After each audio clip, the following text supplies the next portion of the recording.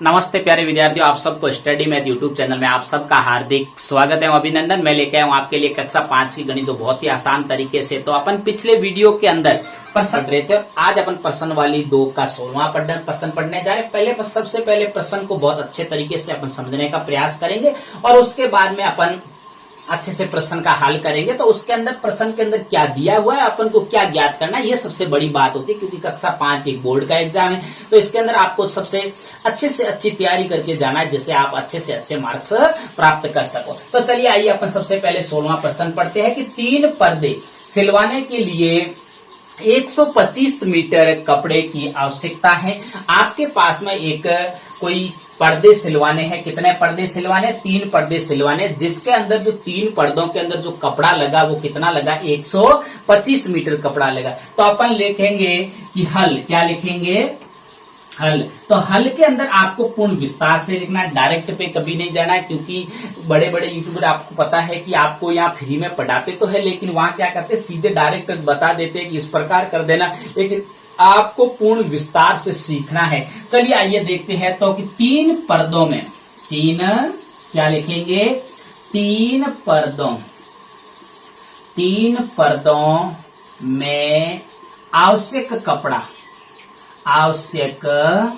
3 पर्दों में आवश्यक कपड़ा, कितना कपड़ा लगा भाई? 3 पर्दों के अंदर आवश्यक कपड़ा कितना है? 125 मीटर। 125 मीटर कितना है? आपको मात्रक लगाना है इसके पीछे। 125 मीटर है तो अपन ने भी लगा दिया 125 मीटर। बहुत ही मैं आसान तरीके से समझाऊंगा। जिसने मेरे चैनल को सब्सक्राइब नहीं किया तो वो मेरे चैनल को सब्सक्राइब कर लेना, जिससे आपके पास में हर नोटिफिकेशन मेरा प्राप्त हो और आपके पास में मैं हर एक टॉपिक पे वीडियो डालूंगा इस मेरे चैनल पे, तो आप आराम से देखना। अब देखिए, चलिए उसके बाद में इस प्रश्न ने क्या कहा, अपन अच्छे से प्रश्न को पढ़ते हैं कि कपड़े की आवश्यकता होती है और 5 सामियानों के लिए, 5 और क्या करना है? 5 सामियानों के लिए। तो अपन को यहाँ पे लिखना है 5, क्या लिखना है?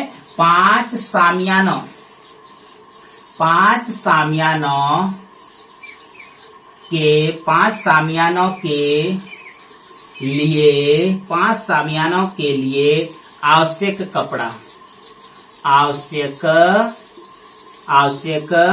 कपड़ा। तो 5 सामियानों के लिए आवश्यक कपड़ा, कितने कपड़े की आवश्यकता है? 286। कितना है? 286 मीटर। आपको भी भारतीय अंकों के अंदर ही लिखना है। अगर प्रश्न के अंदर भारतीय अंकों में अगर लिखा हुआ है तो आपको भी भारतीय अंकों के अंदर प्रयास करना है।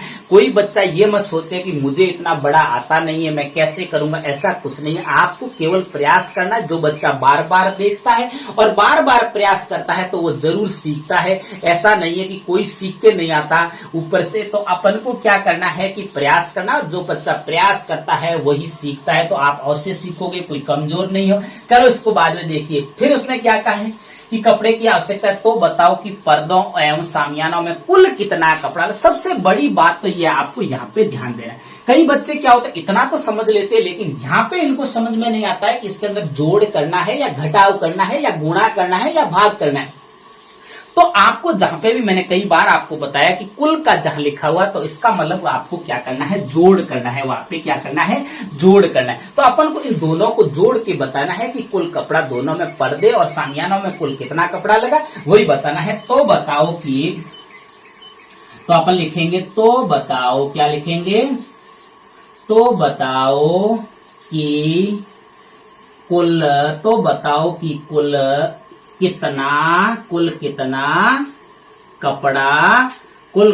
कपड़ा लगा। तो यही बताना है आपको, कुल कितना कपड़ा लगा। अब किस किस के अंदर? पर्दे और सामियानों के अंदर कुल कितना कपड़ा लगा, तो अपन आसानी से बता सकते हैं। तो अपन के पास में सबसे पहले जो पर्दे के अंदर कपड़ा कितना लगा?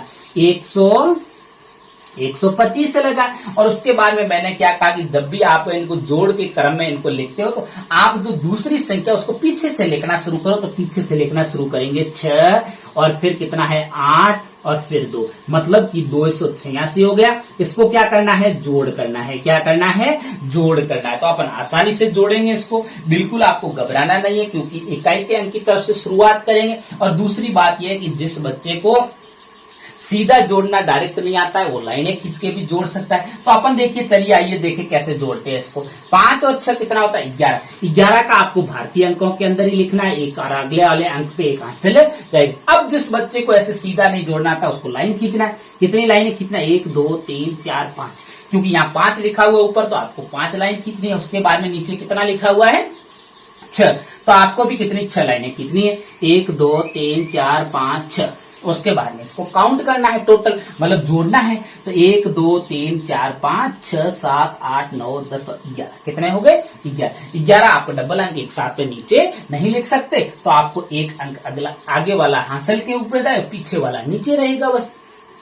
अब देखिए 8 और 2 कितने होते हैं? 8 और 2 10, 10 और 1 हासिल कितनी होती है? 11, और हासिल कितनी लगी? 1। और फिर देखो 1 और 2 कितने होते हैं? 3, और 1 हासिल कितने होती है? 4। कितना होता है? 4। आपको एक दूसरी बात यह है कि कई बच्चे अक्सर क्या करते हैं, इसकी जो हासिल जोड़ना भूल जाते हैं। तो आप अगर हासिल जानना भूल गए तो फिर आपका गलत हो जाएगा। तो जो अपना जो कुल कपड़े की जो आवश्यकता थी, वो कितना कपड़ा लगा?